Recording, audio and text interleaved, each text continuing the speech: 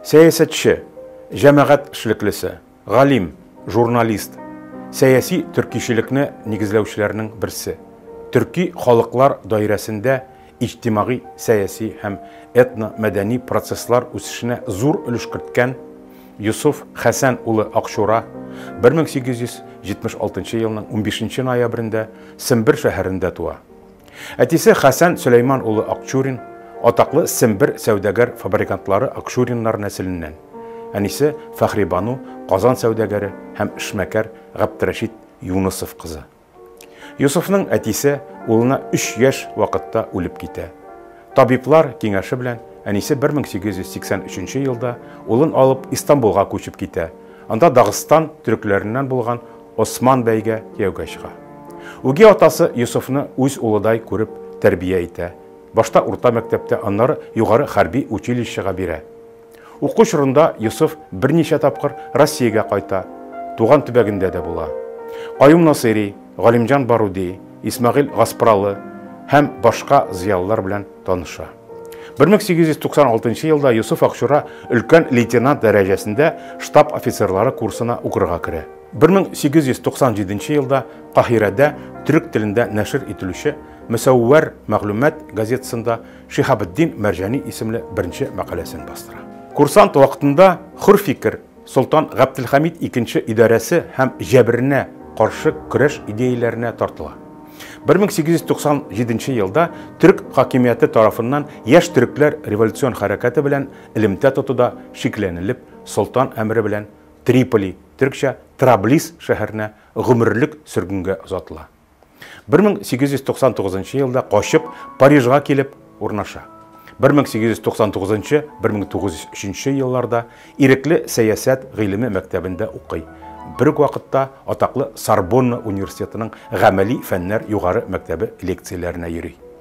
Шул ук елларда Парижда нәшер ителүче Мәшвәрәт, Киңәш һәм Каһирәдә чыгучы Шурай Умма җәмәгать киңәше газеталары белән хезмәттәшлек итә.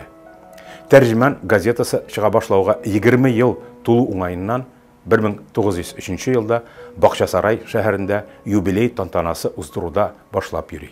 1904 елда Россиягә әтисенең туган төбәге Сембер губернасының Сөңгеләй өязе Зөябаш авылына кайта. Шул ук елда Каһирәдә төркчә нәшер ителүче Түрк газетасында төрки дөньядагы дәүләти һәм сәяси аспектларга караган беренче сәяси теоретик хезмәте 3 тәрзи сәясәт, ягъни сәясәтнең 3 юлы дигән хезмәте дөнья күрә. Автор анда Госманлы киләчәге, гражданлык белән ислам нигезләренә түгел, миллилеккә корылган булырга тиеш дигән фикерне алга сөрә. 1904 елда Юсуф Акчура Казанга килеп, Мөхәммәдия мәдрәсәсендә тарих һәм география фәннәрен укыта башлый. Казан мөхбире газетасына мөхәррирлек итә. Вакыт һәм Әл-Ислах газеталарында языша. Юсуф Акчура җәдитчелекнең уртача либераль канаты тарафдары.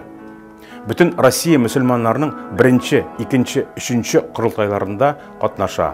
3-нче курултайда сәркәтип итеп сайлана.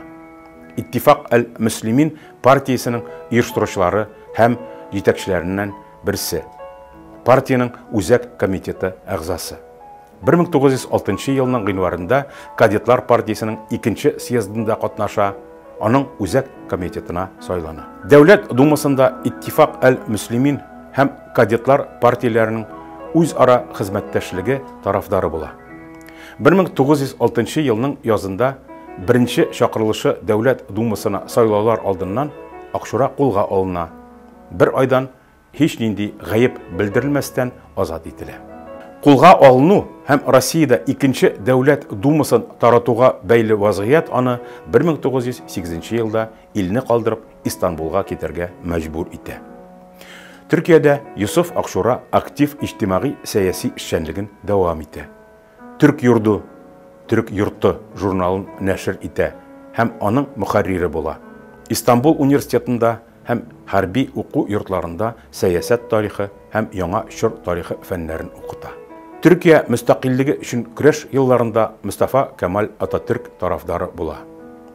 Түрк җумһуриятен төзүдә катнаша. Җумһурият игълан ителгәннән соң 1923 елда Түркия Милли Мәжлесе парламенты депутаты. Түркия президенті Кемаль Ататүркнің мәдәният һәм сәясәт мәсьәләләре буенча киңәшчесе.